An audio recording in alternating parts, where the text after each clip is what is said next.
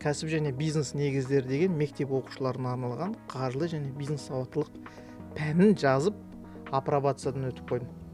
Мен ақша тапқым келіп жатыр, қайдан тапсам болады? Енді бұл жобаның негізгі мақсаты әлеуметтік жауапкершілігі жоғары кәсіпкерлер дайындау.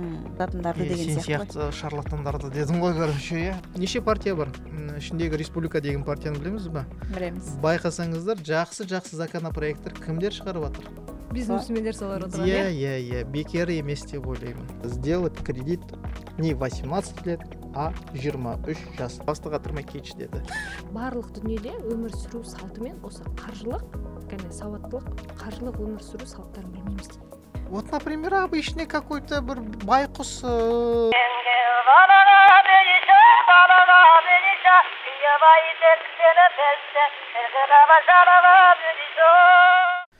Қайырлы күн, құрметті көрермендер. Бүгінгі бізде кезекті подкастымыз. Студияда менімен бірге Әлия. Екеуміз бүгін керемет бір қонағымызды тағы шақырайық деп отырмыз. Түріне қарасаңыздар, танисыздар. Алдыңғы подкасттарымызда біз студенттік дос болғандықтан, Өскеменде бірге өсіп, бірге өнгендіктен көбінесе студенттік туралы сол кездегі тақырыптарды қозғадық. Кішкене юмор да болды, ностальгия болды, но бірақ бүгін Әлия екеуміз кәдімгідей бұл тақырыпқа қаржылай сауаттылық деген тақырыпты ашайық деп отырмыз Елдос мырзамен. Сондықтан көптеген сұрақтарымыз болып жатады. Сіздер де жаза отырыңыздар, өйткені не айтсақ та қаржылық сауаттылық ол үйден басталады, бір теңгеден басталады. Сондықтан оның бәрі бір жағынан қарағанда өте глобалды тема, бір жағынан қарағанда әр адам тіпті бала кезден білетін тақырып. Сондықтан бүгінгі ойымыз, сөзіміз, әңгімеміз жақсы болады деген ойдамын. Продуктивно болады деген ойдамын. Әрине, сөзсіз дәл солай болады. Қош келдіңіз, Елдос мырза. Рахмет. Қош көрдік. Қайтадан қайтып айналып келіп отырғаныңызға қуаныштысыз ба? Қуаныштымын, иә. Енді одан да мощный болсын, 3-ші подкастымыз ғой, бірге түсіріп отқан. Алла қаласа, сіз алдыңғы жол келіп кеткен кезде студенттерден, жаңағы сіз өткізген ортадан өте көп мен хат алдым өзімнің жеке парақшамда сіз туралы. Бәрі мақтап жатыр ма? Иә, финансовый бойынша сіздің жеке берген, қалай айтам, разбор бердіңіздер ғой. Содан кейін көптеген нәтижелерін көргендерін айтып жатады. Иә, сіздерге даже сіз жаққа барам деп айтып жатқан кісілер болды. Келгендер де болды. Ана өте жақсы, пайдалы болдық. Сол кезде қаржылық сауаттылық туралы мен айтам, сіз 100-ден 200-ге дейін студентке тегін ақпарат бергенсіз сол кезде, иә. Одан бөлек қаншама кәсіпкерлерге ақпарат. 500 студент болды. Иә, сол, иә, біз беттік, иә. Сондай ақпараттарыңыз өте тиімді болғандықтан, ол өте сұраныс болғандықтан сізді қайтадан өзіңіздің кіндік қанған жеріңіз шақырып отыр. Енді бүгінгі подкаст осы барысында өте пайдалы болды деп сенемін. Мен де соған қалыңыз қалай, негізі жақсы? Мен де соған сенгім келіп отыр дейші. Енді қаржылық жағдайымыз қалай соны? Қаржылық жағдайымыз жалпы мемлекетте ме или халықта ма? Қайсынан бастайын бірінші? Бәрінен бастаңыз. Біздің ұрпақта ма? Халықтан да бастаңыз, ұрпақтан да бастаңыз. Негізі сауаттылық, қаржылай сауаттылықта бізде қазір мектепте жоқ қой ол. Студенттік өмірде жоқ. Сол үшін мен бос жүрмей, осы арада сіздерден кеткеннен бері кәсіп және бизнес негіздері деген мектеп оқушыларына арналған қаржылы және бизнес сауаттылық пәнін жазып апробациядан өтіп қойдым. Апробация деген, то есть, қол шапалақ, қол шапалақ деген еще музыка болса. 8-ші, 9-ші, 10-ші, 11-ші класстарға арналған дүние. Бұл жерде жаңағы психология, алдымен өзегін қалыптастыру керек, одан кейін финансы, одан кейін бизнес. Осы нәрселер қарастырылған 5 мектептен өттім. Алматы қаласындағы Тамыз деген мектеп, Зердеш деген мектеп, Бәйтерек деген мектеп, Кемел мектебі және Тамыздың орыс бөлімінде өткіздім. Жеке меншік мектептерде Қазақстанда білмеймін қанша екенін, Өскеменде 1-2 ғана, Алматыда 125 жеке меншік школалар бар. Кстати, Тамыздың жылдық обучениясы шамамен 8 миллион теңге. Жылдық? Иә, жылдық обучениясы. Енді құлақтарыңызға алтын сырға тыңдай жүріңіздер осындай әңгімелерді. Алматыда ең арзан частный школаның құны 105 мың теңге. Олар біздің продленка сияқты ғой, иә? Олар в основном НТ-ға дайындайды. Бізде брик қана ғой деймін. Брикта примерно сондай бағасы. Школа брик, частная школа брик. мен одан кейін апробация кезінде жеке меншік емес государственный мектептерге де бардым. Сол кезде уақыт басқару, қаржылай сауаттылықты айтып жатсам, кейбір директорлар айтады, бізге ол неменеге қажет дейді. Біздің бағдарламада ол жоқ, бізге қажет емес деді. Бір жағынан енді дұрыс. Лишняя нагрузка деген сияқты. Нагрузка бастық атырмай кетші деді. Ашығын айтқанда. Иә, мәдениет түрмен, мен кеттім, Бірақ енді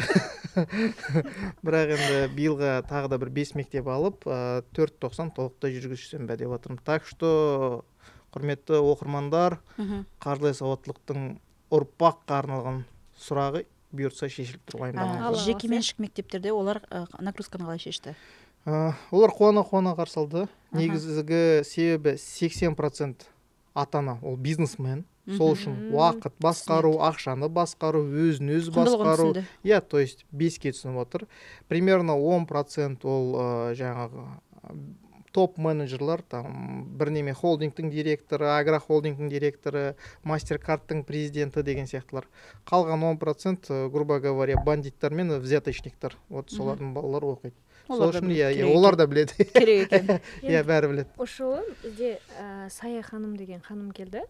Астанадан бір мықты этика мектебі деген бар екен. Этикет мектебі деген бар екен. Сол жерден келген кезде ең басты осы қаржылыққа қатысты бір үлкен семинарында бір түйін алдым да. Сол кезде айтады, біз жалпы барлық дүниеде өмір сүру салтымен осы қаржылық, сауаттылық, қаржылық өмір сүру салттарын білмейміз дейді.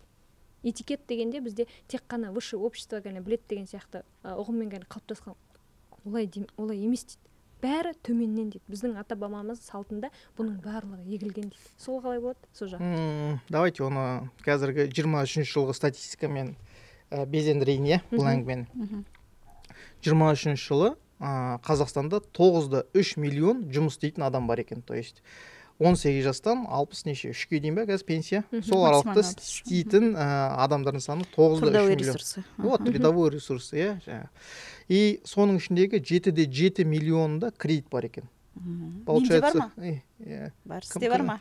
Қолдарыңызды көтеріңіздерші. Бәрімізде бар кредит. То есть 82% адам қазір қол көтеру керек. То есть 10 адамның 8-і всегда қол көтереді. И любой тренингта осы нәрсе действует. И получается 18% олар, скорее всего, өте байлар, и оларға қажет емес, или жалпы мұқтаждық ешқандай жоқ. Одан кейін 20-24 аралығында бізде бағдарлама бопты. Қаулымен бекітілген қаржылай сауаттылықты арттыру деген. Өте сәтсіз жоба. Білесіз бе сіз жоба? Сіз білесіз бе? То есть білетіндер өте аз. Мен сәтсіз жоба деп оны сондай баға қойдым, печатын. Кәдімгідей брошюркалар болды ғой, кәдімгі сабақтар болған. Брошюрка енді ол ешқандай ақпарат бермейді. Брошюрканы ақпараттың қайда болатын білемін мен. Одан кейін қаржы агенттігінің сараптамасы бойынша және статистика бойынша бізде 21-ші жылы ма, үш межді өтірік перу жүр мүмкін, грубо говоря, 39% қаржылай сауатты адамдардың саны болған Қазақстанда.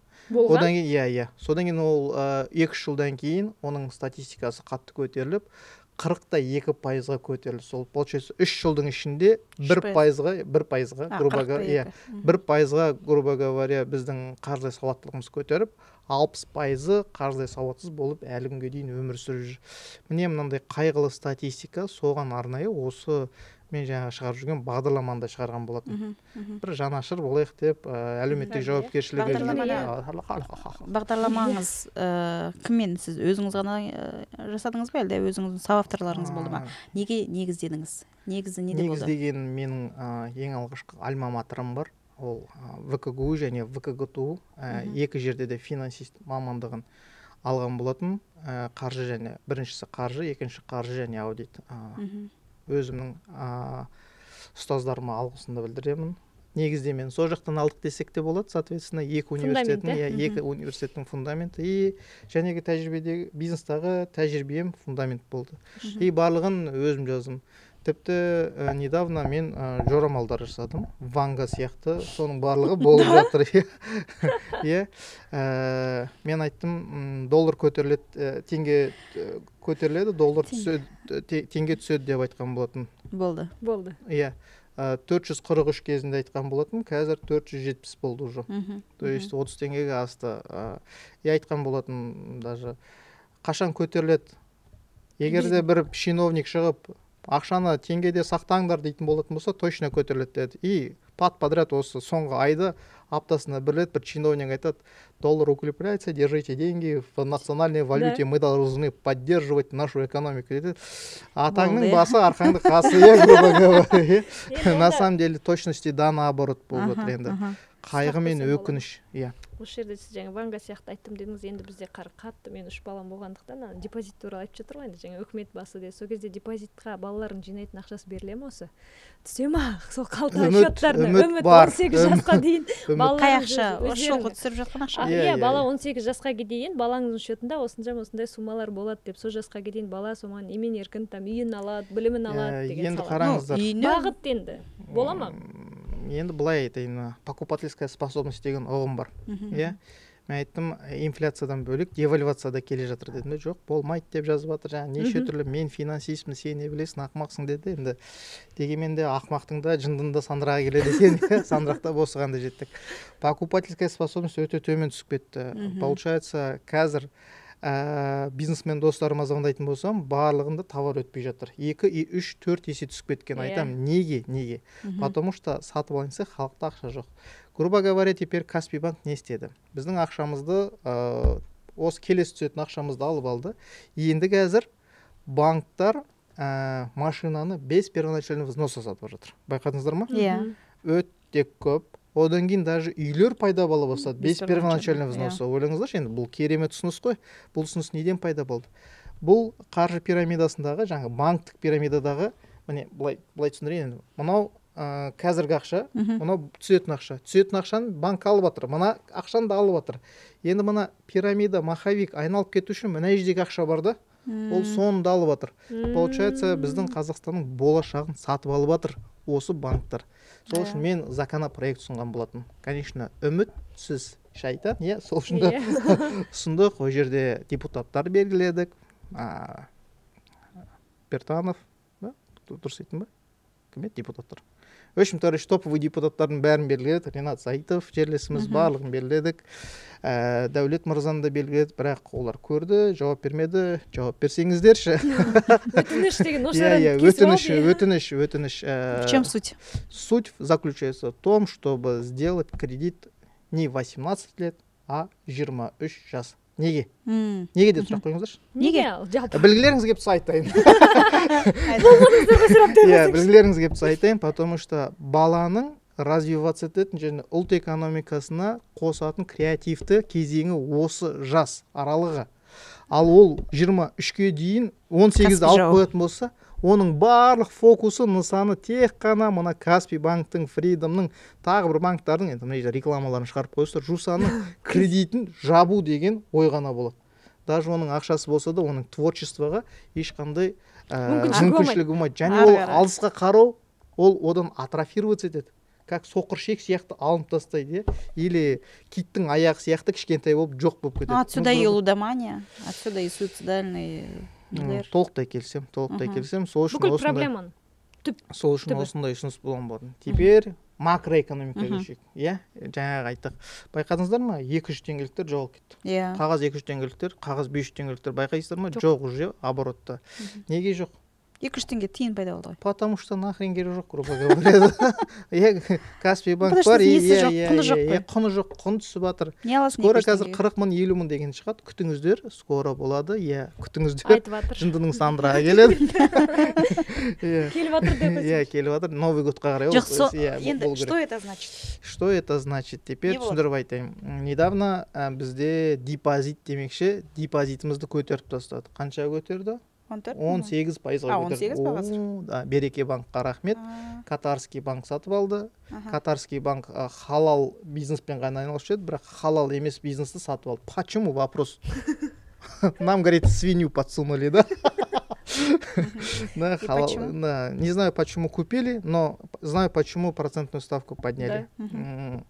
Теперь Қазақстанға ақша керек қой. Қазақстанда ақша жоқ. Теперь инвестор тарту керек. инвестор да жоқ, потому что мынандай тұрақсыз экономикаға ешкім ақша салғысы келмейді. Иә, қызықты проект болмаса. Ал мен қызықты проекттер қандай екенін білемін. Бірақ мемлекет дұрыс жасай алмай жатыр. Инвестиция тарту маргинал басшыларға арқасында жұмыс жүрмей жатыр. И банк не деді, айтады, давайте халықта ақша бар емес пе? Пусть солар бізге салсын деді. Біз оларға 18 көтереміз, и экономиканы сауықтыру үшін ақша бізге келеді. Ақша бізге келгеннен кейін не болады? Кішкене кровообращение нормально бола бастайды. Но теперь не болады? Процентный ставка көтерілу керек. То есть процент қайтадан қымбаттайды. Разницаны қайдан алады? Разницаны просто қоса салады. Оп-оңай. Ештеңе қиындатпайды. Енді не күтеміз? Тауарлардың бағасын қымбаттаған күтеміз, үйдің бағасы қымбаттайды, доллардың бағасы қымбаттайды. Болды. Биыл үй алу керек қой енді, иә? Алам деген адамдарға. Кеше үй алу керек. Кеше доллар алу керек болатын, кеше үй алу керек. Теперь макроэкономика көшеге. Макроэкономика, мен сапылдап сөйлей бергенім не еще да? Сөйлей беріңіз. Қызықты кетіп отыр ғой, қызықты кетіп отыр ма? Теперь макроэкономика деген уже әлемдік, иә? Жаңа микроны болдық, орташаны, енді макроны айтайық. Здесь еще плачение. Иә, жағдай мынандай. Біз анау айтқан бір комментарийді жазып қойыпты, не болса да 5 этажды үйде тұратын болсаң, 4 этажда тұрсаң, сенің көршіңдегі проблема ол сенің проблемаң. Көршің үйі сасып жатса, сенің үйің сасиды демек, иә? Сол сияқты біздің көрші іргелес сасық мемлекетке бір проблема пайда болды, иә? Не болды? Санкция. Санкцияның бір етегі бізге де тиді, иә? Бізде жыларман болып жатырмыз, грубо говоря. Оларда МОЗ биржасын жауып тастасын. МОЗ биржа деген, то есть түсінікті болу үшін, мына ұлттық валютаның бағамын, құнын анықтайтын нәрсе ол доллар. То есть доллар болмаса анықталмайды. Теперь олар айтты, біз сендермен жұмыс жасамаймыз, доллар жоқ, no, нет. Келмеңдер деді. Нет деді. Содан кейін олар не істеді? Біздің теперь өлшем бірлігіміз юан болады деді. Айтты, грубо говоря, қазір 470 теңге болып тұр ғой доллар, теңгеміз, долларымыз, ұлттық банк айтады бір күні, егер Россияда болсаң, теперь 400 теңге болады дейді. Адамдар барып сату керек қой. Или адамдар ақмақ па барып 400 теңгеге сата ма, 470 теңге тұратын нәрсені. Конечно, сатпайды. Содан кейін не пайда болады? Черный рынок денег пайда болады. Одан кейін олар не істейді? Қайда барады? Ең жақын 4-ші этажға келе ма? Келеді. Сасып 4-ші этажға келеді, грубо говоря, бізден долларларды сатып алады. Доллар сатып алатын болса, сұраныс пайда болғаннан кейін не болады? Бағасы көтеріледі. Иә, welcome. Инфляцияның келесі етегі. Welcome to политика де. Иә. Осындай әңгімелер. Ары қарай сонда не болады, допустим, енді осындай неге кетсек. Санкция ол болмайды ғой. Санкция же даже не прекратится она. Если даже прекратится, получается. Енді или там чисто политические решения. Грубо говоря, жәнегі рубль ол ағаш болып қалды да. Соны айтам. Никчемный да. Но баға негізі түсіп кету керек. Реальный бағасы 3 теңге. Нарықтық бағасы сондай болу керек. Бірақ 5 теңгені сақтап тұрды, соның диапазонда. Но это благодаря торговле, иә? Банк әдетісі 1,5 теңгеге түскен болатын. Сол күні 1,5 сағаттың ішінде түсіп үлгерді, бірақ біреу көтеріп қойды. Вопрос. Кім көтерді? Сіз білесіз бе кім көтерген? Достық көтерді. Достық көтерді. Иә, көршіміз ғой. КСК көтерді. КСК бағаны көтерді. КСК аман болсын, бағамыз көтерді. Бәрі біздің осы бала тәрбиесіне жалпы осы өскелең ұрпаққа қаншалықты плюс, қаншалықты минус? Енді мен беріп жатқан пәнім осы мәселелерді қамтиды. Ол аналитический склад уманы қалыптастырады, толғалықты қалыптастырады, критический мышление. Өз бірнеше Q бар, IQ деген білім, EQ деген эмоциональный интеллект. Одан кейін FQ деген ол финансовый интеллект. Одан кейін жәнегі ұмытып қалдым енді, рухани интеллект деген бар, ағылшыншасы бар еді. Осы 4 дүние тағы да беріледі. Ол адамның тұлғалық и өзі шешім қабылдай алатындай деңгейге жетеді. Искусственный интеллектке төтеп беретіндей. Иә. Негізі үшін ғой. Басқа ешқалай біз төтеп бере алмаймыз. Өте орынды коммент. Ұнады маған. Қос қойыңыздаршы. Тағы бірдеме айтады екен. Дағдылар, иә? Дағдылар. Қабілеттер, дағдылар, скиллы. Екі түрлі скилл бар. Софт және хард. Хард дегеніміз немене? Білім. Софт деген? Мягкий скилл. Давайте былайын айтайын. Қойшым, хард деген моддан шығып кететін, софт деген модадан шықпайды, мягкий скиллдар модадан шықпайды. ораторское искусство, soft skill, ораторское айту керек қалқа қаржылай сауаттылық soft skillға жатады, бизнес soft skillға жатады, ораторский soft skillға жатады, уақытты басқару soft skillға жатады, өзін өзі басқару soft skillға жатады, адамдарды тану soft skillға жатады. Қазір тағы да бір скилл пайда болды. Ошол мен бір не важно, главный осы екі фермент деп айтайық. Бұл ферменттің басым бөлігі софтта бұл. Эмпат скилл деді ма? Эмпат скилл деген психология жатады. Ол да софт скиллға жатады айналып келген кезде. А менің балаларға беретін дүнием 90% ол софт скилл, хард емес. Хард деген ол жаңағы физиканы білу, грубо говоря. Жақсы физиканы түсіну. Ну да, мүмкін болуы мүмкін енді. Или сен мобилографсың да. Бірақ мобилографтың орнына ай келіп жұмысыңды тартып алу мүмкін. Ай деп, искусственный интеллект жұмысыңды тартып алу мүмкін. Действительно тартып алып та жатыр уже. Уже монтаж жасайтын ешкім қажет емес, көп нәрселер болып отыр. Бірақ мына ойлауды ешкім тартып алмайды. Креативное мышление. Да, местами, конечно, и чат GPT круче, чем отырған адамдар осы арада таңдап, возможно, деп қояды. Қалжың. Иә. Сонымен балалар не істейміз біз? Ары қарай жалғастырсақ. Балаларға енді қазір, допустим, сіз частный мектеппен бастадыңыз, ол бағдарламаны. Частный мектептер это примут, это в принципе они могут принять, это может госмектептен не істейміз, потому что основная плеяда это госмектептер. Теперь сол үшін частный мектептің ата-анасы он и так его научит. Бір жыл бойы енді 4.90 ғой. Келесі жылы мен толықтай осы бағдарламаны енгізіп болғаннан кейін, ол жерде шығын дегеніміз не, кіріс дегеніміз не, инвестиция дегеніміз не, кредит неге жаман деген тақырыптар бар. Даже мысалы акция сатып алуды үйретем де. Мысалы Forte банктың акциясы 5 теңге тұрады. Сіз білдіңіз бе, 5 теңгеге акция сатып алуға болатын?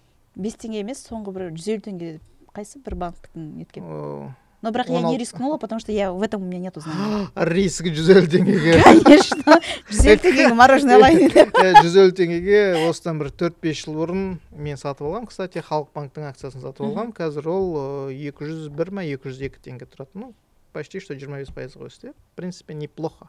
30% өсті. Зависит от количества. Зависит от количества, конечно. Количество көп болса күшті, и дивидендная часть бар. Бұны осыны үйретеміз. И бұны үйретіп болғаннан кейін келесі жылы жаһандық құзырет деген бағдарлама бар. Соның аясында глобальный компетенция, дұрыс айтасыз. Соның аясында Ыбырай Алтынсарин деген академия бар. Соған өзім бағдарламамды қорғап 8000 мектепке осы бағдарламаны тегін таратып. Это же кайф. Это же кайф, потому что қазіргі глобальная компетенция это же просто психология ғой, она самопознание заменили и все. Саралпысымнан сабағы, Нет, даже соны дұрыстап бермейді ғой, потому что глобальная компетенцияны кім береді бізде? У нас көрінген адам беріп жүр енді. Не в обиду учителям, да, потому что уже сверху дали программа бар, а оны нужно внедрять деген сияқты. Теперь сонымен қатар мен ең алғашқы олимпиаданы өткізген болатынмын. Ол олимпиаданың аясында балалар приздарын алды, бірақ ақшалай емес, конечно. Бірақ биылға сәл көбірек ақшалай приз қойсам ба деп отырмын. Олимпиада в рамках чего? Для кого? Кәсіп және бизнес негіздері аясында. Школьники? Школьниктар, стартап, одан кейін инвестирование, одан кейін IT и жалпы форумдар. Жылына КВН или ММА сияқты чемпионаттар. Фестиваль бар, грубо говоря, четвертьфинал, полуфинал. С кем-то біреумен? Біреумен әртүрлі бизнесмендер болады, инвесторлар болады, спонсорлар болады. Нет, на основании фонда или на основании қазір бір сол үшін МПО әзірлеп жатырмын. Неправительственный, частный. Судан бастағанбыз кезінде. Иә, соны әзірлеп жатырмын, бірақ ол халықаралық деңгейде жасағым келіп отыр. Классно. То есть біздің деңгейіміз. Енді бұл жобаның негізгі мақсаты әлеуметтік жауапкершілігі жоғары кәсіпкерлер дайындау. Что было понятно, бізде қазір 510 мың ИП, короче, физические лица бар, АО. Соның ішіндегі 90% налогты 2000 ғана төлейді. Мына жерге тырың деп бүйтіп жазып қойыңыздаршы. 510 мың Там это сколько процентов? 2% Это 0,000. 2-ақ мыңы. И то букмекерскийлар. Еще ақпарат қайдан? И теперь неден Ой. бір статистикадан алдым, короче. Ага. И получается және Бізде пайда жоқ 91 бәле пайызы сонда немшиный байқұс кәсіпкерлерді, оларды еще сыға береді. Олар шықпау керек, оларды өсіру керек, выращивать ету керек. Сол үшін мына мен бағдарламаның аясында примерно 100 мың кәсіпкер осы бағдарламаның аясында дайындағым келіп жүрді. Уже Бұл егер дайындайтын обучение болса, взрослых, да? примерно бағдарлама енгеннен кейін 5 жылдан кейін 100 мың адам шыға ма деп ойлап отырмын да. Сонда әлеуметтік жауапкершілігі жоғары, ұлт экономикасына әсер ете алатын, салықты төлейтін новый налогоплательщиктар пайда болады и инвестиция Қазақстанға тартылатын. Жәнегі проблемалардың барлығын мен сияқты біреу қақылдап отырмайды, просто олар өздері чух етіп отырады, саналы түрде әрине. Мен осы тұрғыда бір неме айтып кетейін, даже осы ИПОмен жұмыс жасаған кезде және налог туралы көп осы енді ақпаратта біз бір-бірімізбен алмасамыз, әңгіме айтамыз, налогымен қатысты менде біраз бір әңгімелер болды. Соның тарапында жаңағы налог неге біз төлеу керекпіз деген сұрақ көбі қояды екен. Ойлашы, енді мынандай нәрсе, мысалы, осылай болады, мен табысымнан қара 3% төлейді, осындай нәрсе төлейді дейді да. Наоборот, мен ойлаймын да, сол процентті біз наоборот төлеу керекпіз ғой, Негізі төлеу керек. Өте күшті дүние ғой, мысалы. Самый низкий процент, по-моему, да? Енді былай айтқан кезде, мысалы, статистике. Ну, нормальный процент. Көмек көрсету керек, жаңа осы сияқты кішкентай, жаңағы ИП-ларға, басқалар өсуіне көру керек, и олар жаңа айтпақшы саналы түрде налог төлеймін деп, например, келісім жасау арқылы бір-біріне көмектесу керек қой. Шын ғой? Бұл жерде бір-біріне зато көмек болады. Енді екінші сұрақ осы арада. Осы сияқты саналы, жаңа сіз айтпақшы, әлеуметтік жауапкершілігі жоғары адамдарды сіз дайындап шығамын дейсіз. Оларды кім оқытады? Сіз жалғызсыз ғой? Менің бағдарламам экосистема болады деген ойдамын. Мен соған әрекет жасап жатырмын. Экосистема деген жүйелі, саналы түрде барлығы қамтылған платформа. Теперь платформа болады. Мендегі жаңағы олимпиадалар болады үнемі. Соның аясында жаңа венчурлық инвесторлар тартып келіп отыр. Соның аясында жаңа чемпионаттар, мұғалімдерді үнемі жаңағы квалификациясын арттырғым келіп отыр. Оқушылармен қарым-қатынас. Теперь почему бұл нәрсені енгізгім келіп отыр? Жаңағы мемлекетке қақылдап, сен не істедің маған емес, мен не істей аламын саған деген, мен бере алатын нәрсем осы ма деп ойлап отырмын. Алла тағала маған осынша бизнестарды қадалып, банкрот болып, неше түрлі жаңағы этаптардан өтіп, таяқ жеп деген сияқты өтіп, осындай пісіп, бір қандай да бір кемелдік дәрежесіне өзінің деңгейінде жеткеннен кейін осыны бөліскім келіп отыр. Теперь жаңағы 510 мың, 2 мың. Теперь 2 мыңның 50-і кетіп қалатын болса не болады Қазақстаннан? 50-і кетіп қалатын болса? Жаман болады. Тең жартысы кетіп қалатын болса? Жаман болады. Болды, экономика құлдырайды. Теперь мен айтып жатқан нәрсе средний класс бизнесмендерді арттыру. Америкада шағын және орта бизнес 60-70% құрайды. То есть 30% мастодонттар құрайды. А бізде 99%, грубо говоря, больше 90% составляет добывающая и горная промышленность. Ну да, пусть они делают свое дело. Без проблем, пусть они делают. Ну вот этот жаңағы молодняққа көмектесу керек те. Молодняққа көмектесу. Осы туралы тоже біздің президентіміздің соңғы жолдамаларында да жаңа айтқан ақпараттарында досы бар ғой. Мысалы, жеке кәсіпкер болып жұмыс жасап жатқанда, про это и Назарбаев говорил. Бар, бірақ та ол келген, мысалы біз Шығыс Қазақстан болып тұратын болсақ, мысалы біздің өзіміз ИП-ға осыған берілу керек, осылай жұмыс атқару керек деген, мысалы бар указание бүкіл нәрсе, бірақ та осы арадағы басқарып отырған ұйымдастырушы жаңағы басқармалардың бұл өзінің дәрежесінде жұмыс атқара отырмауы ненің себебі? Система мотивации. Қалай? Система мотивации. Жоқ та, то есть кешірім сұраймын. Система мотивации жоқ. Система мотивации деген не? Егер мен бірдеме істесем, маған бірдеме беру керек. Ол жерде, конечно, бізде үнемі супермендер мен бэтмендер, спайдермендер жұмыс жасамайды да, үнемі халқына қызмет етіп отырады. Ол жерде адамдар бар, ол жерде олар бала шағасын бағу керек. Сол үшін олар жаңағы взяткасын алады, сол үшін халатын отношения болады, олар да шашайды, робот емес, я. Сол үшін я предлагаю сделать систему мотивации для сотрудников. То есть, егер де сен инвестор тауып, на бизнесті егер де дамытуға көмектесетін болсын, какой-то бір сол үлесінен, жаңағы налогтың үлесінен сен өзіңе пайдалы. Сол кезде да, это будет интересно, да. Ал сен істей, істесең де соны ақша аласың, істемесең де сол ақша аласың. Ондай бар ма бір жерде? Нахрена тебе это нужно? опыт бар ма? Теперь сингапурский опытты осы жерде бөлсек болады. Сингапурский опыт не дейді? Сингапурский опыт зарплата $1 миллион. Офигеть. Да? $1 миллион министрлар алады. Теперь ол ұрлай ма, ұрламай ма? Ұрламайды. Оған абырой қымбат бола ма? Иә. Әрине абырой қымбат болады. более А у них бізде еще зарплата 700 мың Система теңге. наказания у них же суровая. Мен айтайын, обычный жаңағы мобилограф 700 мың теңге табады. А мына жерде министр 700 мың теңге табады. Ананың жауапкершіліктің деңгейі мен мынаның жауапкершілік деңгейін салыстырып көрді. Мектептің директоры 3,5 мың оқушы бар, 200-300 мұғалім бар. Алатын зарплатасы 350 мың теңге. Шаш ағарады. Ал мына жерде 18 жасар официантка Ридс Карлтонда, грубо говоря, сәл қымбаттау ресторандарда примерно 500 мың теңге алады. Иә, И келісемін. теперь нахрена мне такая работа?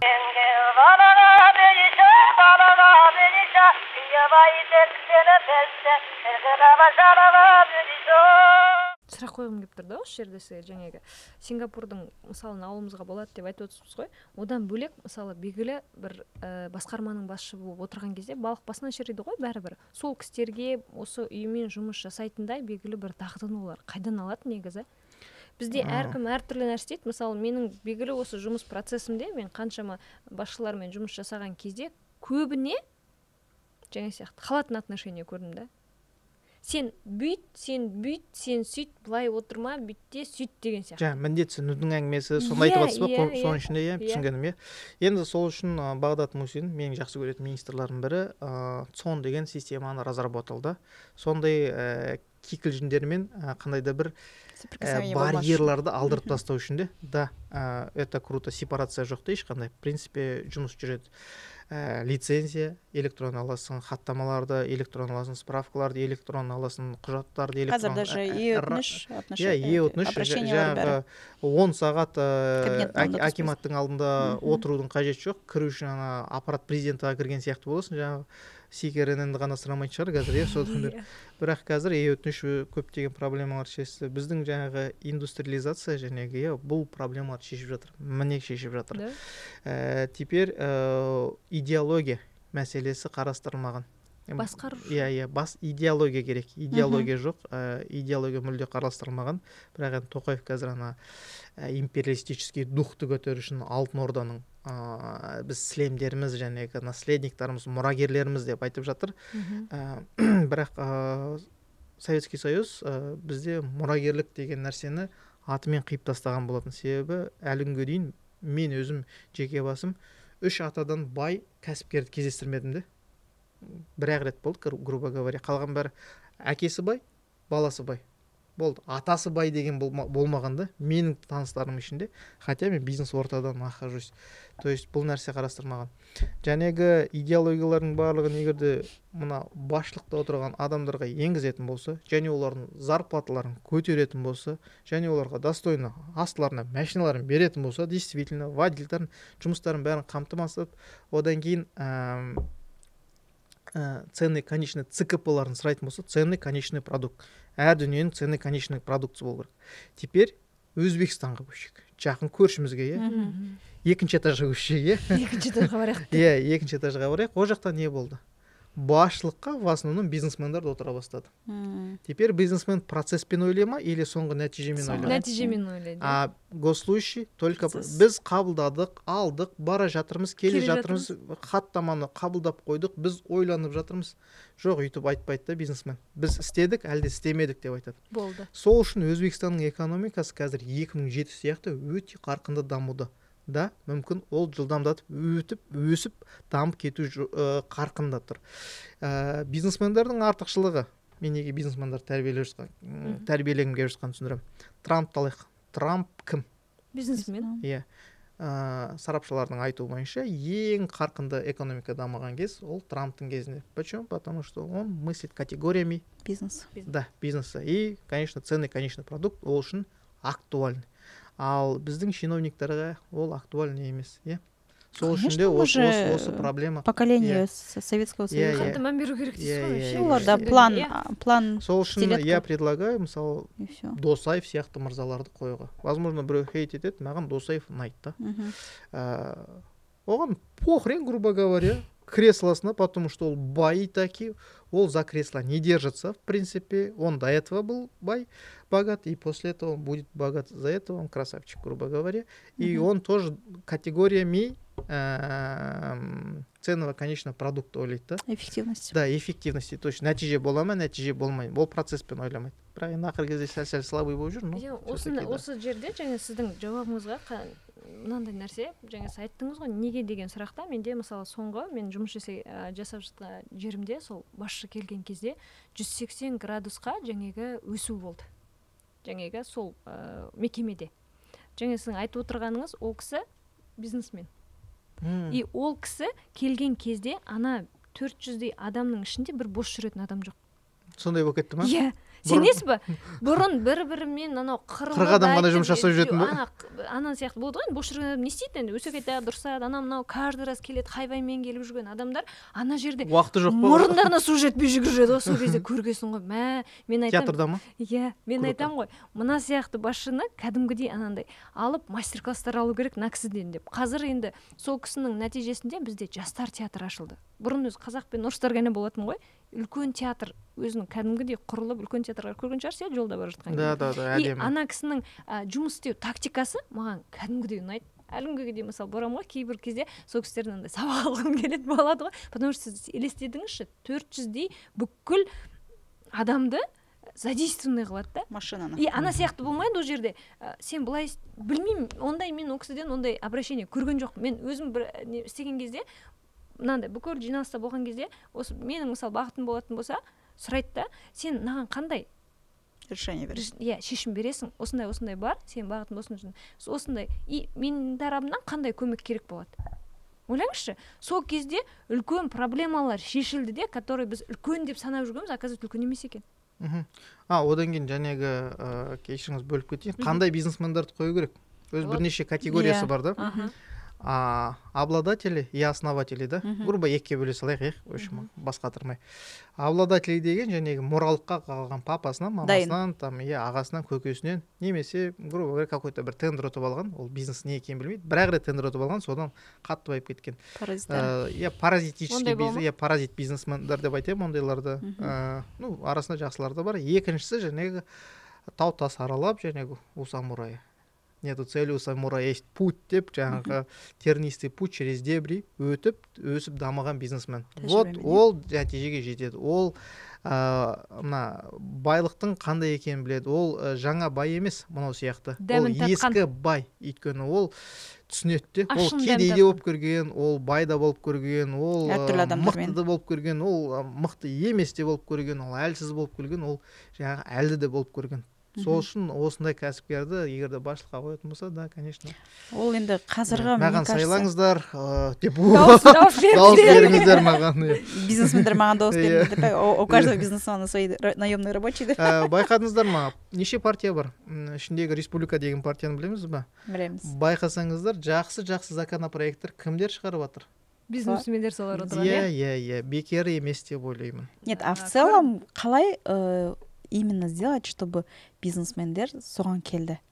Это только избавиться, поколение өту керек па, или можно это сделать искусственно? Искусственно жасауға болады, әбден жасауға болады. Бұл жерде ешқандай проблема көріп тұрған жоқпын. Но это же система кіргізу керек қой. Тақырыпты немен бастадық, жаңағы біздің ұлттық құндылықтармен бастадық қой, ұлттық құндылықтардың ішінде бай деген болатын да. Бай деген ол менеджер.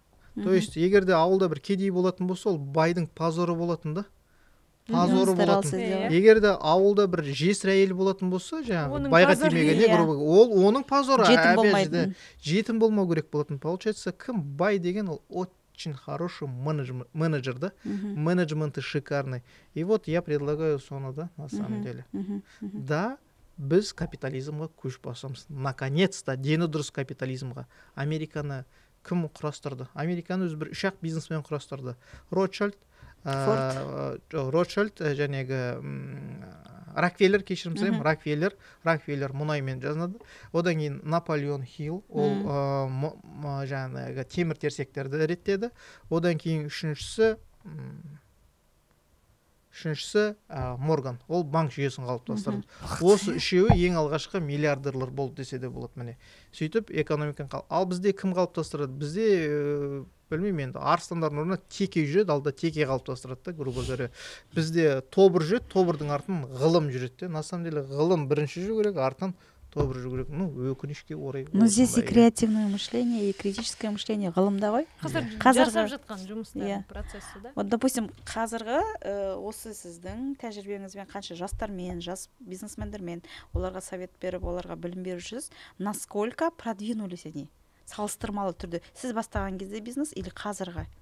Өзім жеке жұмыс жасаған кезде, мен, по крайней мере, жасап жатқан кезде прогресс байқалатын. Одан кейін кетіп қалған кезде, конечно, лень, апатия, мигрень, қош келдің, welcome болатын да.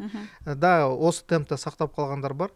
И менде мынандай бір қағида болатын, маған айтады, мен оны отрицать ететін, ұнатпайтын қағида болатын маған. Ол мынандай, работать с сильными. Тек мықтылармен ғана жұмыс жасау. Маған ұнамайтынды айтамын, әлсіздермен, жындылармен жұмыс жасайды. Кешірім, әлсіздермен кім жұмыс жасайды деген сұрақ болатын, мен олармен жұмыс жасағым, бірақ әлсіздермен проблема көп. Например, сен оған 100 000 теңгенің услугасын оказывать етсең, ол сенен миллион теңгенің спросын сұрайды да.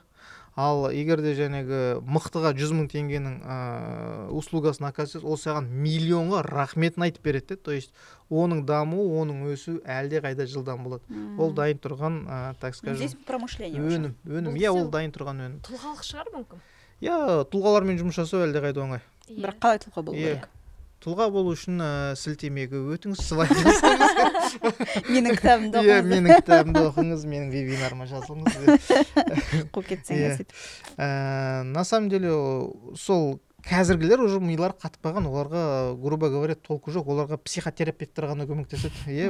Психологтар емес, психотерапевттер да, психотерапевттер, одан кейін психологтар, одан кейін барып коучқа барса болады да, ары қарай мотивация, одан кейін барып бизнес наставник, әртүрлі нелерге барса болады. Бірақ енді заман сондай, сол үшін басты қатырып қайтеміз. Сол үшін мен жаңағы енді өсіп жатқан бүлдіршіндерге осындай бір сый жасағым келіп жатыр. Енді бұйыртса примерно 5-6 жылдан кейін, қазір қай жыл? 24 па? Примерно как раз 30-шы жылы атамыз айтқан сияқты, Назарбаев мырза айтқандай, 20-30-да біз Азия барысы болармыз ба деген ойдамыз. Сингапурды жылжытып. Сингапурдың несі, это вообще отдельная не ғой историясы? Отдельно бола берсін, біздікі отдельный болады одан да. Біз жаңағы Қазақстан өзі мұхиттан өте алыс жатқан мекендердің бірі болып саналады. Бірақ надо понимать, что біз құрлықтың мұхитында жатырмызды, біздің арқылы өтетін нәрселер өте көп. Трафик, наркотрафикті айтсақ болады, и Қытайдан келетін трафикті айтсақ та болады. Великая шелковая путь. Ол өзінің статусын әлі күнге дейін жоғалтпады. Шелковый путь бізден кейін де болады, бізге дейін де болған, әлі де бар. Сол кезде бізде ең негізгі дүние ғой, жаңа сияқты бар дүниені біз өзімізді сақтап қалу үшін, жаңа ұрпақтық нәрсені сақтап қалу үшін біз жеке тұлғаның дамуына өте қатты мән беруіміз керек. Және айтқан сияқты бізде сақталып кеткен дүние көп қой. Но здесь не от обратного, допустим, жеке тұлғаның дамуына бізде политика бермейді никогда. Это же правда. Жоқ, менің бағдарламам мемлекетке невыгодно умные люди. Жоқ, выгодно, ресурс выгоден. Мына Гумилев деген университетті білесіздер ма, Астанада? Ену. Неге Гумилевті берді деп ойланып көрдіңіздер ма? Льва Гумилева. Неге берді деп ойлап көрдіңіздер? Түрколог же. Потому что түрколог болып шықты. Мен енді недавно білдім, осыдан 3-4 жыл бұрын ғана, оказывается, пастерный деген ұғымды шығарған екен. Пассионары. Пассионар деген елді мекенде тіліне, дініне қатысты, жынысына қатысты емес, елді мекеніне қатысты. То есть біздің елді мекеніміздегі тұлғалар өте қарқынды тез дамиды екенде. То есть олардың, так скажем, екеуі жаңағы эмоциональный интеллекттері өте жоғары болып шыққан екенде, содан кейін басқару жүйесі қатты дамыған екен. То есть негізі изначально менеджмент бізде жақсы дамыған. Біздің жаңағы генофондымызда Тоқаевтың ұсынып жатқан дүниесі жаңағы наследники золотой орды. Наследники золотой орды кто это? Это только управленцы и менеджер, да? Жаңағы Шыңғыс ханның төмен басшыларын алсақ, жаңағы қолбасшыларын алатын болсақ, қолбасшылардың бәрі қазақтардың территориясынан шыққан. Демек не? Демек осы нәрсе бар. Бұрын егер тыңдап отырған адамдардың ішінде Советский Союзда армияда служить еткендер болатын болса, мынандай ұғым болатын, казахи рулит деген. То есть бір 3-4 қазақ, не обязательно ол қазақтың өзі болу да, Қазақстаннан шықса жеткілікті болып тұр да. 3-4 қазақ бірігетінде бір полк ұстап кететінде. Басқа нелерде ондай болмайтын да, то есть и бұл нені білдіреді? Ол не обязательно умный, не обязательно красивый, не обязательно сильный, да, но он хороший менеджер, да. Ну, например, Мысырды басқарған кім? Бейбарыс. Соның өзі чего стоит, да? Раб, который стал правителем, да? Его называют еще защитником ислама, да, бекерден бекер емес енді. То есть осындай нәрселер көп. Бізде менеджмент итаки дамыған, просто надо его разбудить, просто түрткі беру керек. Түрткі ретінде мен тема бар ма деп жүретіндер ме? Тема сол ғой енді. Тема бар ма деп. Дворовой менеджмент. Жалпылама, жаңағы осының бәрі алып келген кезде бізде неге сол тоқырау дүние болды? Жаңағы бізді рухани сындырып тастады ма? Сонда біздің жаңағы сияқты ата бабамыздан жаңағы сияқты айтып отыр ма? Мықты жаңағы менеджмент дамыған, бәрі осы сияқты басқарушы рөлде болған кезде қазіргі кездегі біздің ситуациямыз өте мүшкіл, шынын айтқан кезде, иә? Келісесіздер ғой осы мәселеге?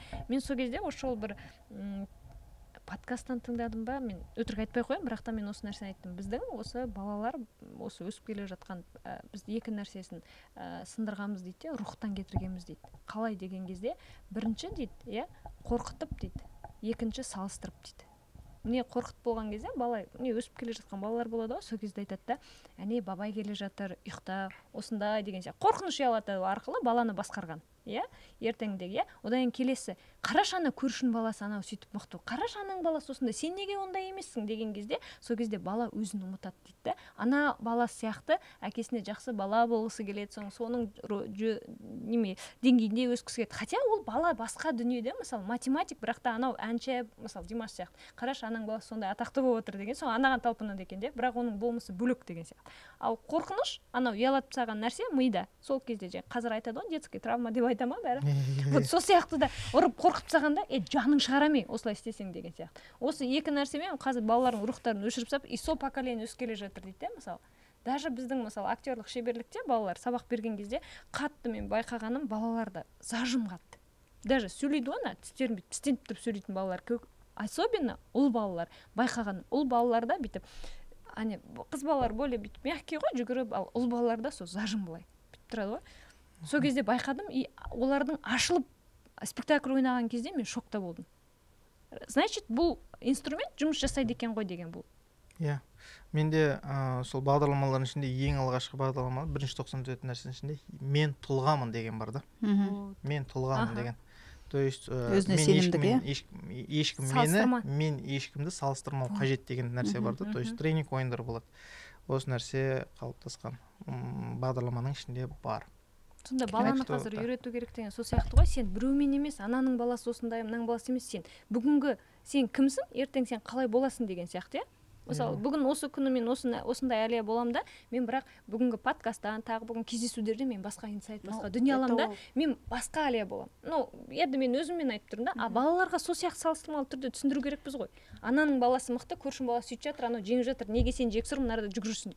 Потому что ата-ана неге өйтіп салыстырады? Потому что ол өзінің әлсіздігін признавать еткісі келмейді да баланың алдында. Мойындағысы келмейді. И он начинает просто сравнивать. Просто сравнивать етеді. Неге анау алай болды, неге мынау былай болды деген сияқты. А на самом деле біз ата-аналар, онда ол искусственно мы никак не сможем сейчас воспитать. Это ата-ана, он сам должен измениться. Мышлениясымен. Бұл жерде егерде олайдан кететін болсақ, до конца мен айтайын не болғанда, бұл жердегі проблема бұл институт, семья болған кезде именно ата мен әженің тәрбиесі болмағаннан. Ата әже олай тәрбиелемейді. Ата әже ешкімді қорқытпайды. Көп жағдайда қарайтын болсақ, және атасы мен әжесінің балалар, олар ерке, емін еркін, өзінікін айтылатын, өзінікін қоя алатындар да. Тек қана сондай. Мен апам қолында өскем. Мен де апам қолында өскем. Вот содан кейін сапылдап сөйлеп отырғанымыз. ауыз өзіңдікі. Иә. Атамыз бен апамыздың қолында өскендер ма? Иә, солар жаңағы бөлек болады. Мен бір жаңағы статья оқып едім, ренжіп отырды бір кісі. Есік алдында отырады. Сөйтіп шығады да, бір жас келіншек шығады, и кішкентай бала. Фу, это бабушка когда уйдет деген нені естіп қалады да. Сөйтіп зерттей бастайды. Сол зерттеудің нәтижесінде осындай пайымға келеді екен де. Жаңағы қыз бала болсын, ұл бала болсын, апа әжесінің, атасының қолында өсетін болса, тогда олардың деңгейлері, ойлау өрісі кең болады. Себебі енді кім опытный? Сен бе әлде сенің анаң ба? Әрине, анаң опытный, сол үшін немереге күшті білім береді. Ол сені жақсы көргенмен, немересін жақсы көргенмен, махаббаттың екеуі деңгейі екі бөлекте. Неге біз өйтіп жақсы көрмедің деп айтады да. Но психологиядан алатын болсақ, олай дұрыс емес. Ата мен әженің егер жаңағы біздің ұлттық нақышқа келетін болсақ, ұлттық идеология, ұлттық құндылықтарға келетін болса, мен үшін осы дұрыс. Жүйеде қате кетпеу керек. Мен де жаңа келсем де, жүйе болғандықтан сен бәрібір әкеңнен, атаңнан, анаңнан больше біле алмайсың. Біз қазір осы жүйе бұзылғандықтан біз өзіміздің әке шешемізге байқайсыздар, көп ақыл айтып, бүйтуге болмайды, жаңа психологтар айтты, бүйтуге болмайды, травма алып қалды.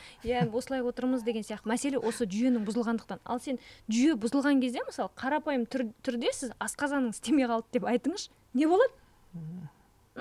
Ол жүйе ғой енді, сен осылай кіресіз. Сол сияқты дүниеде бізде шатасу дүниесі болған кезде біз бәрін білеміз, қазір заман осылардікі деген сайын біз бөлек түсінікпен ақпараттан алғандықтан біз жүйені бұзып алғанбыз да қазір. Және сияқты ата-апаға берсең осындай болады, осындай ана сөйтіп айтады. Енді қарапайым түрде это нормально ғой, дұрыс нәрсе ғой. Біз қазір бәрін көбін оқып көзі ашық уақыт дегенімен біздің тәжірибеміз ана апамыздан қарағанда вообще жоқ қой. Аздау емес, екі есе аз. Мысалы, менің қазір апаларым немесе 70-80-де, мен 35-тем, екі есе ғой. Екі есе. Бәрібір ол шешім шығаруды ол кісіде менен де жақсы. Ол жаңағы мудрость дейді ғой. Это про мудрость. Сол жақтан ғана аласың. Это про мудрость. Ал бытовой нәрсені сен өзің атаңнан ала бер, бытовой нәрсені. А мудрості сен мудрості бере алмайтын ата-апалар да бар. Бар, олар сирек.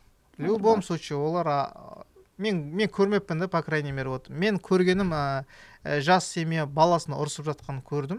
Ал үлкен ата әжелер вообще біреуге айғайлағанын көрмеппін да. Олар уже бәрібір. Здесь уже психологияның другая сторона. Отношения. Ата-апа саған ұрыспайды, но при этом сен ата-апаның ортасында сен как без не сияқтысың. Тамырсыз сияқты болып тұрасың. Әкең саған, шешең ұрысып жатса, у тебя отношения есть. У тебя вырабатывается. А не жерде у тебя нету этого. Потому что в любой момент сен ата-апаң кетіп қалуы мүмкін. Исследование показывает полностью наоборот, из-за этого факты налицо. Вы спорите с фактами. С психологиями тоже спорить нельзя, потому что психологиями доказано, те дети, которые обучались и жили ата-апасымен, они более неустойчивые. Они, может быть, креативны. Жили и воспитывались. Это... Вот, которые жили. Я про жили не говорю. Мы про жили говорим. Нет, я говорю про воспитание. Когда беріп тастайды ғой, үлкен баласын. Беріп тастау — это такая фатальная ошибка. Вот мен соны айтып отырмын. Что... Если беріп тастау болатын, фатальная ошибка. Но воспитание участвовать они должны. Өйткені атам әкесінің ұрысын естіген, допустим, ұрысса да нетсе де ол отношение. Бер жүрген ғой мен. Мені берген. Мен прям апатамның несінде өскім. Мен жай просто бірге тұрғым. Мен ауылға барып тұратын. Анда-санда да. Сондықтан әртүрлі түсінік болады. Так что нервыға тимеші, пожалуйста.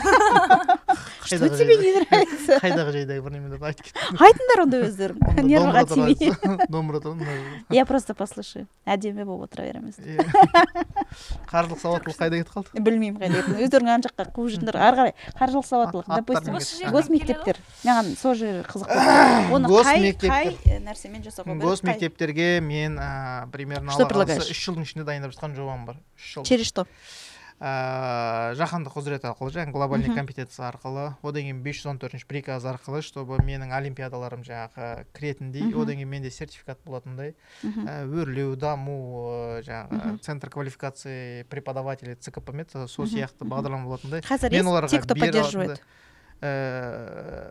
Вы из поддерживаете министерства. меня? Я поддерживаю. Из болды, министерства. есть у меня один человек. Есть. Министерстводан. Қазір Нет, уже нет. заинтересовались, пока нету, да, ондай? Нет. Я думаю, найду. Ага. На крайняк, как Букаев, соберу 50 тысяч подписчиков, да. Инстаграм аман болсын, әлеуметтік желі. Петиция соберу. То есть тоже проблема емес ол.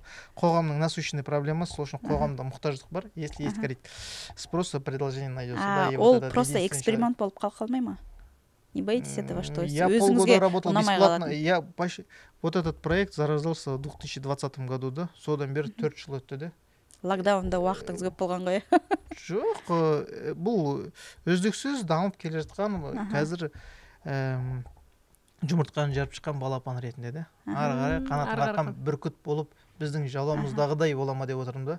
Сол бүркіттің қанатында жай қалған күнді лирика емес это. Ол жерде лирика. Ары қарай ол неге? Метафора, лирика деген ол болмайды. Ол ары қарай неге дамиды? Жәнегі мұғалімдерге жаңағы бағдарламаларды беру аясында олар өздерінің жаңағы біліктілігін дәлелдеп берсе, мен оларға сертификат беремін. Олар қалай дәлелдейді?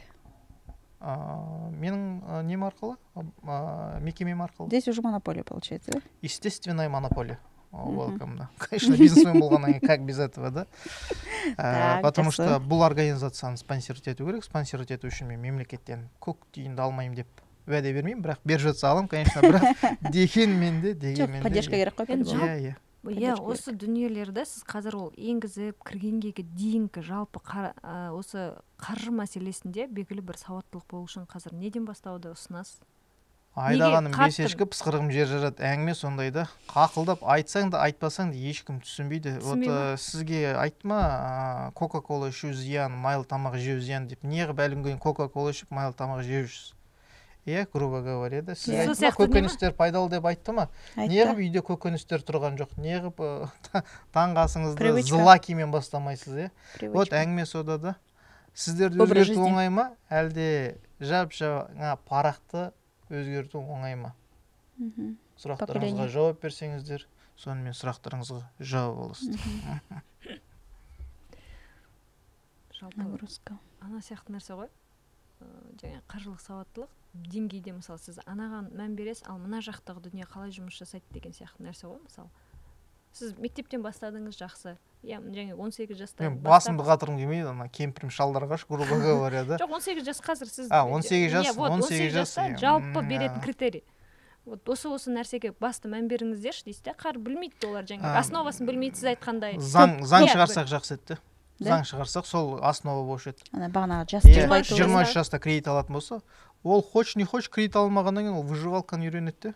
Ақша қалай табу керек екенін, ақша қалай. Удамание. Уақыты жоқ, оның өйткені ақшасы жоқ, байқұсын болды да. Преступление. Бұл жерде риск бар. Риск теневой экономика кредитов пайда болуы мүмкін, да? То есть жасырын түрде де. Жоқ. Микро неме деген сияқты ма? 18 толсаң, итаки барып ала бересің ғой. То есть жаңа ростовщиктар пайда болуы мүмкін, конечно. Бірақ мы спасем основную массу, да?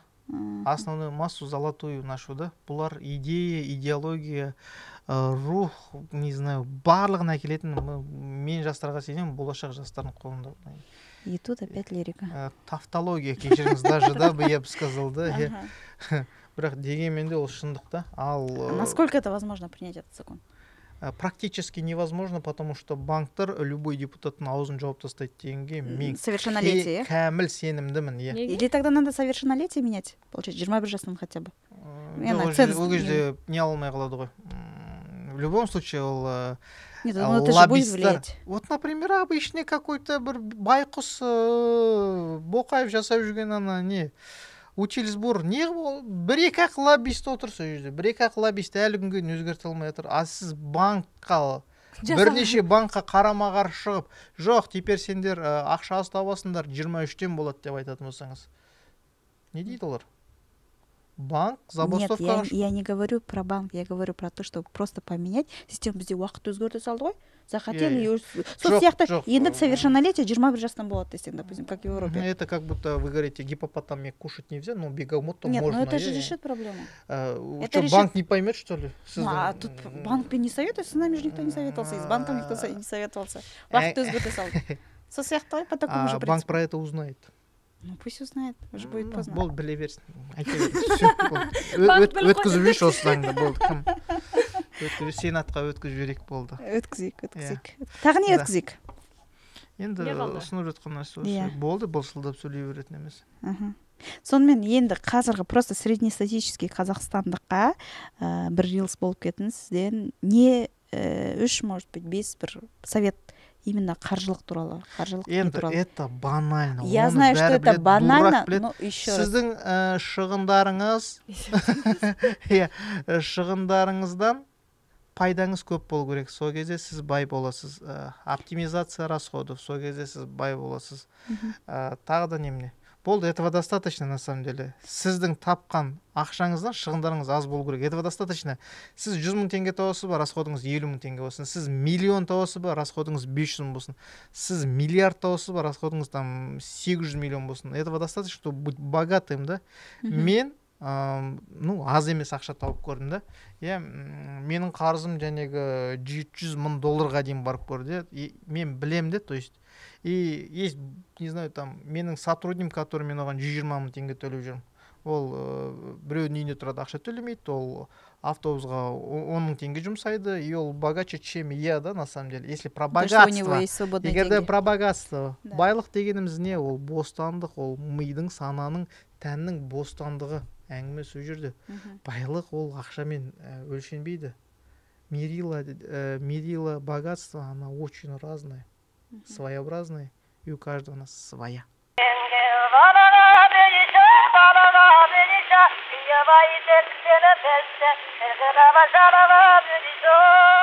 Бизнес жасайтын адамдар қалай можно определить? Бизнесті бәрі жасай алмайды.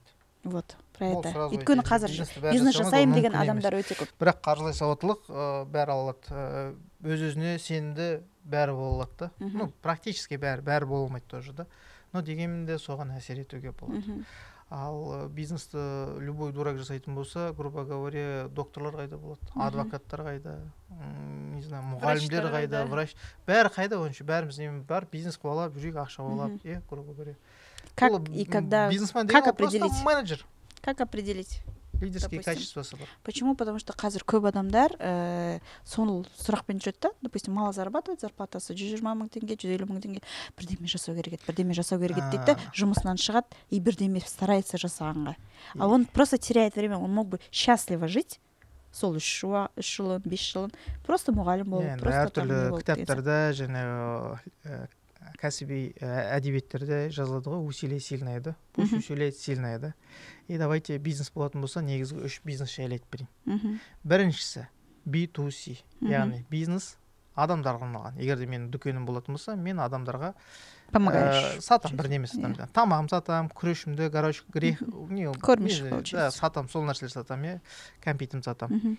Екіншісі B2B, яғни бизнес to бизнес, бизнес для бизнеса, бизнесқа арналған. Получается, жәнегі дүкенге мен әкеліп, өзімнің өнімді сататын болсам, өндірген. Ол бизнесқа арналған болады, продуктовый магазинға. Мен жаңағы өзімнің печеньемді алып келдім, немесе үйде жүрсем, құртымды алып келдім, пельменімді алып келдім, не жаңағы қарнаш кетті де қойды. Сөйтіп соны сатамыз. Және үшіншісі B2G, бұл G деген government, мемлекетке, бизнес мемлекетке арналған. Жәнегі мына екеуі де тендерға қатысып, детсадқа, немесе мектепке, садиққа тамақ поставка жасай алады. В принципе, бұл B2G. Теперь вопрос. Бай болу үшін қай бизнеспен айналысу керек? По крайней мере, Forbes-қа кіру үшін. B2G? Әрине B2G. Егер де B2G-ді Forbes-қа жатын болсақ, барлық B2G-дің сегментындағы адамдар. Естественно, там еще большой капитал. Я, конечно, үлкен ақша, сол үшін сонымен айналысу керек. Теперь бизнеспен айналысу стоит, әлде не стоит? Однозначного ответа нет, но мен өзім бизнесті таңдаймын. Әр адам өзінің қабілетіне байланысты. Вот сол адам, как он должен определить, ему нужно или не нужно? Или вот здесь вот загвоздка сода ғой. Әңгіме мына жерде нужно, не нужно емес. Почему я этот вопрос задаю? Потому что қазір көптеген адамдар курстар сатып алады, наставничество. Они ему нафиг не нужны. Он просто обогащает вас, обогащает других, допустим, наставников, курс сататындарды деген сияқты. Сен сияқты шарлатандарды дедің ғой, короче, давайте не болды. не болды жаңағы сұрақтың өзі қазіргі поколение давайте жаңағы сұрақтың қайнар көзін ақтарайықшы. Қайнар көзі не деп жатыр? Қайнар көзі айтып жатыр, ай мен ақша тапқым келіп жатыр, қайдан тапсам болады? Разве это бизнес? Жоқ, ол ақша көп тапқысы келіп жатыр. Ол бар почкасын сатса да ақша табады. Ол бизнес па? Бизнес емес, в принципе, ақша тапты ғой, Ол барып біреудің есік алдын сыпырса ақша таба ма? Да, в принципе, табады ғой. Бизнеспен алса да ақша табады. Бұл для него кажется более удобным и более легким и более понятным. Ал егерде ол адвокат болатын болса, ол неғып квалификациясын көтермейді? Неғып мұғалім болатын болса, неғып квалификациясын көтермейді, тағы да. Неғып жәнегі доктор болатын болса, неғып өзіне жәнегі қосымша қызметтер қоспайды. Осының бәрі жеткілікті болды. На самом деле, егер де ақша тапқысы келетін болса, ол нені үйрену керек? Қаржылай сауаттылықты бірінші очередьте сол тұрады. Бірінші кезекте ең алдымен приоритетке қойылатын нәрсе осы. Демек, не болды? Қайтадан сол банальный әңгіме. Оның демек шығындары табысынан көп болып жатыр деген сөз. А болу керек қалай? Наоборот. Табысы и он начинает искать. Содан кейін искать ете бастайды. Ал не үшін пайда болды? Потому что ол финансовый неграмотный. Негізі, давайте любой қызметкерді алайық, сіздерді алайық. Кіресіз жұмысқа, орын аласыз, грубо говоря, зарплатаң қазір орташа жалақы 150 ма? Орташа 150 мың теңге жалақы алдың. 3 айдан кейін почему-то 150 мың теңге жетпей жатады. Аз сияқты. Бірақ бірінші айда күшті болды ғой. Екінші айда да күшті болды, бірақ үшінші айда жетпей қалды. Одан кейін зарплата 200-ге көтеріледі. Дейді, 200 мың теңге бір ай жетеді, 2 ай жетеді, бірақ үшінші айда жетпей қалды. Почему? Не болды? Не өзгерді? Потому что он начал больше ходить по кафешкам, покупать подороже одежду. Шығындарды жазбайды, банальный нәрселерді істелмейді да. Қабілеттер мен дағдыларын дамытпайды просто. Курс алған кезде, жаңағы сияқты осы вопроспен алған кезде волшебная таблетка. Ол маған мен оған ақша бердім, ол маған жасап беру керек деген міндетсіз оймен, ол дұрыс мышлениемен келмеген. Сондықтан ол келетте өзінің қателіктерін, өзінің жауапкершілігін біреуге артады. Елдос сайынан алдым ғой, сен неге жасамадың дейді. Отыр екі. Ана сияқты сұрасаң, барып сұрасаң, сен өзің неге саған берген тапсырмаларды орындадың ба десе, ол орындамайды. Ол банальный жай жаз деген нәрсені жазбай келеді де, содан айтады, что-то мен бүйтіп тұрмын, мен выгорать етіп тұрмын дейді. Жай мен выгорание деген нәрсені мен осы процессте біраз енді кісілермен жұмыс жасадым ғой, сол кезде түсінік пайда болды. Біз айтамыз, білім аламыз, бірақ түсінеміз екі түрлі екен да. Сол кезде выгорание деп айтатын сөз болды ғой. Сол кезде выгорание это когда сен жасайтын дүние бар ғой, жаңағы бизнес жасайсың ба, ақша табасың ба деген мәселе сияқты, Сен сол кезде мысалы блог жүргізіп, жаңағы келген адам айтады, мен жүргізіп жүремін де, блог выгорание кетіп қаламын деймін да. Дейді да, соң сұрақ қопарамыз да, выгорание кім қашан кетеді? Когда өзіне сай емес, біреудің нәрсесін қайталап, біреуді көре алмай, соның нәрсесіне жете алмаған кезде ана выгорание кетеді. Это ана нәрсе ғой, жаңа қарашы, анаң нәрсе күш жасап жүр, сен неге жасамадың деген. Ана екі ортаға сал қойған нәрсені ол өзінің нәрсесін айтып тұрған жоқ. Ол просто ананы қайталағысы келіп тұр да, шаршы. Содан кейін алады да, ананың деңгейіне жете алмайды, оның контексті бөлек та. Оның істеп жатқан дүниесі бөлек, оның ортасы контексті бөлек та. Соң анаған жете алмай. Контент деп айту неметуге болады, Ол контекст деген, сол нәрсені айтқым кетті, өйткені бөлек дүние, мысалы. И алады да, анаған жете алмай қойған ол сияқты нәрсе көрсетпеген соң, анау айтты, все, мен выгораниядамын. Мен осылай блогты осылай қойдым, болды, пока сөйттім дейді да. Ну это везде же, это же процесс обучения. Балаларда сол ғой. Если балаға не нравится, оның нәрсесі емес болса, ол хоть заставь. А если балаға нравится, он будет изучать, он сутками будет изучать. Вопрос сіздерге деп. Бір мұғалім түсіндірсе, біреуге сол ұнайды. Тура сол тақырып. Бірақ басқа мұғалім түсіндірсе, ол ұнамайды. Ну здесь уже вопрос психологии. Балаға ұнай ма, сонымен ұнамай ма? Осы туралы мынандай. Или түсіндіре ала ма, түсіндіре алмай ма? Иә. Әңгіме сол жерде. Мына жақ жаңағы бізге неге, мысалы, жаңа актер самға туралы. Не болды ма, связь болды ма? Самға туралы айтқым келіп тұрды. Самға туралы айтқым келіп тұрды. Мысалы, самға құрылған кезде, мысалы, ең бірінші актерлық шеберліктен мен басында келген кезде бірден актерлар береді деп айттым. Неге? бұл салада мысалы мұғалімдер бар ғой сондай бітіріп келген жас деген сияқты нәрседер. Ал вот жаңа сіздің айтқан сұрағыңызға жауапта актерлық шеберлікті сахнада көріп, ана камерада ойнап, театр, кинода оқыған адам тәжірибеден өтті ғой ол. Жаңа сіз айтпақшы тәттісінде, аштысында көрген бизнесмен сияқты ол өткеннен кейін ол балаға жан тәнімен сол ощущениесін бергісі келеді да. Шын ғой. Мысалы, осы жыл біздің шыққан спектакль қайдан шықты? Ол ананың жаны тәні беріліп отырып, ана балаға ол құйды да, актер, атмосфера берді, атмосфера сол процесс. Ал мұғалім оны бере ала ма? Мектептегі жай жаңағы бізде жаңағы өзін-өзі тану деген. Жатта дедім мен саған, жатта. Ертең ана ұрсылады, ана сөйтеді десе. Ана мынарада актерство задача береді, ананы бала өзі шешеді, қалай қылып көрсеткісі келеді. Жаңа сіз айтқан сияқты разница сол нәрседе. Өте қатты бізге керек дүние. Ал мұғалімдердікі жаңа сияқты сіз айтпақшы, біздің жобамызда, немемізде жоқ, бағдарламамызда жоқ, давай до свидания. Здесь, получается, біз плавно переходим к вопросу профориентации. Қаржылық. Профориентация, өйткені қаржылықта содан басталады ғой. Если ты не понимаешь, кто ты и чем ты хочешь заниматься, ты будешь лезть туда, куда тебе не стоит. Икигай деген бағдарламасы бар деп ішінде. Айтыңыз, сол реально ғой? Жәнегі айтылып жатқан проблема, қазіргі қоғамдағы проблема. Қоғамдағы проблемалардың барлығын мен жинадым да, қағаз бетіне түсірдім де, бағдарлама енгіздім. Одан кейін, конечно, ол каждый мектепке ұнайды. Сіздердің айтып отырған кез келген проблемада менде сабақта бір тақырып болсын қамтылған. Бірақ енді ол 100% баланың барлығы түсінеді деген сөз емес. Бірақ маған өзі но жүйелі түрде бар. Иә, жүйелі түрде берілгеннен кейін орын хочешь не хочешь тыңдайды да бұл жерде.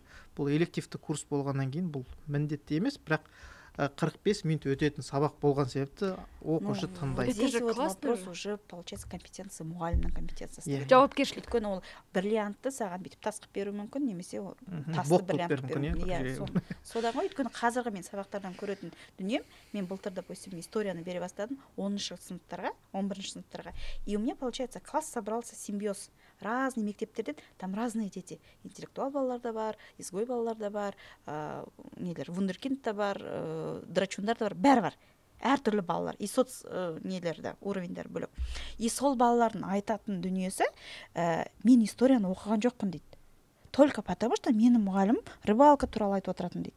Менің мұғалімім просто бізге пересказды береді ғой дейді. Мен вообще не понимал. Я когда ему рассказываю про что-то интересное, историческое, они говорят, а разве болды ма дейді, а почему так было дейді. И здесь ол менің өзімдің еткенім емес, просто я люблю этот процесс. И таких же мало.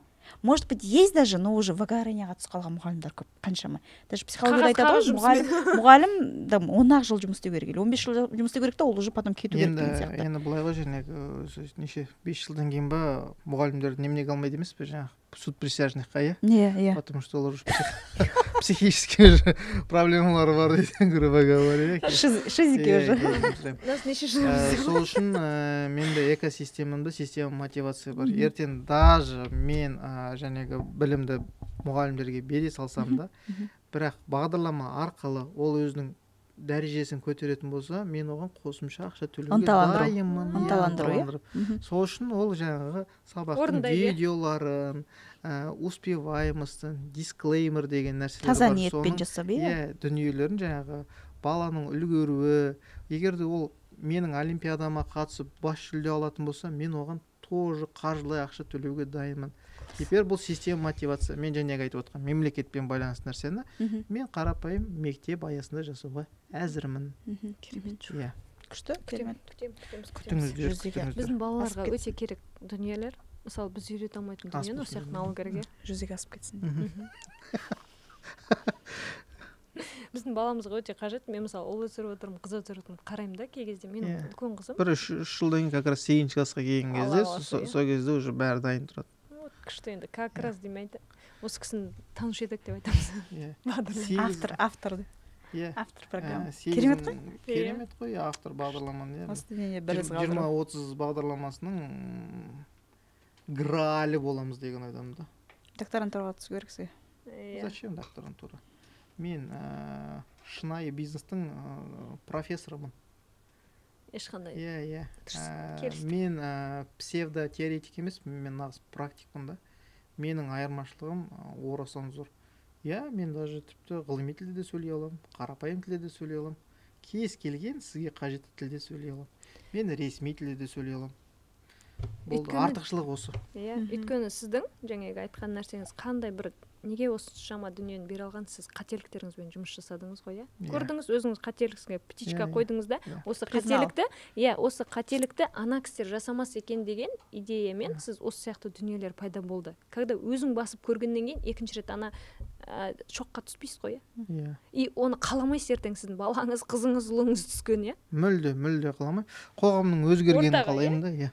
Мысалы, пантуркизм деген ұғым бар, білетін шығарсыздар, иә.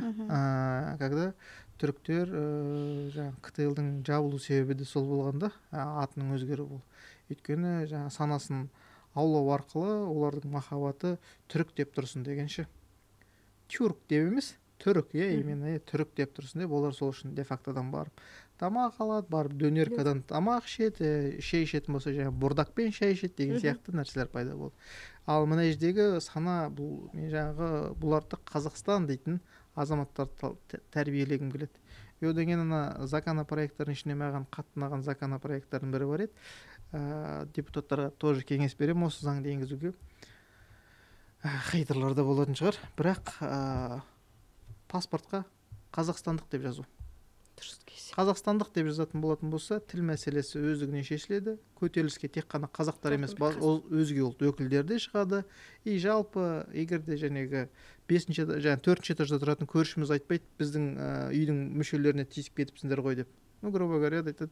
Бізде айтамыз, орыстар жоқ, бізде қытайлар да жоқ, бізде тек қана қазақстандықтар ғана бар деген нәрсе.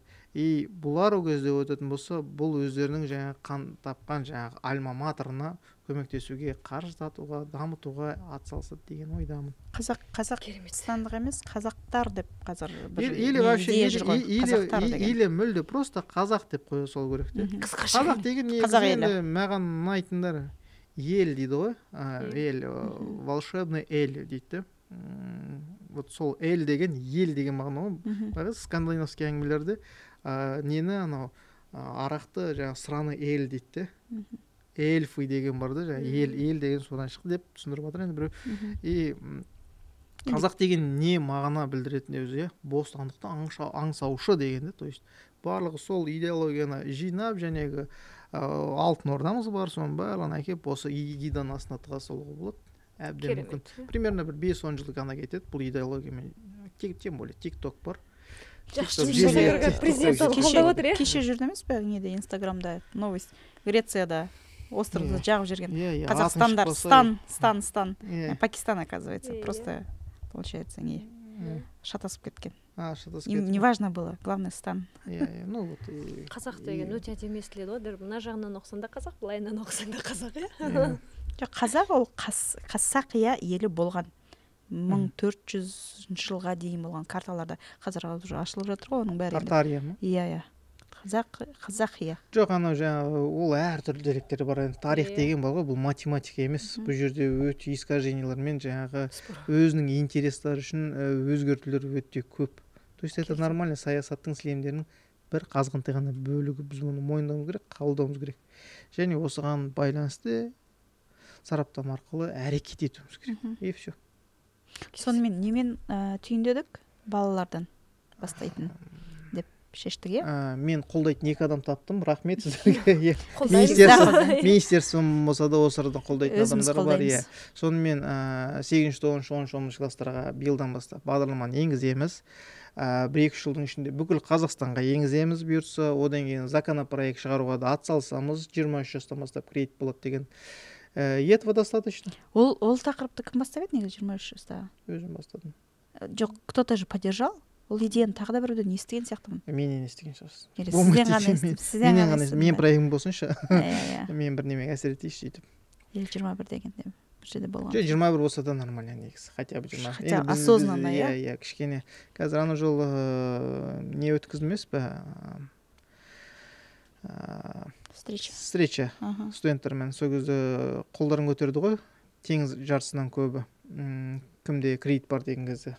Соны iPhone сатып алған кім деген кезде қалған жартысы көтерді. Я думаю, бұл эмоциональный покупка да.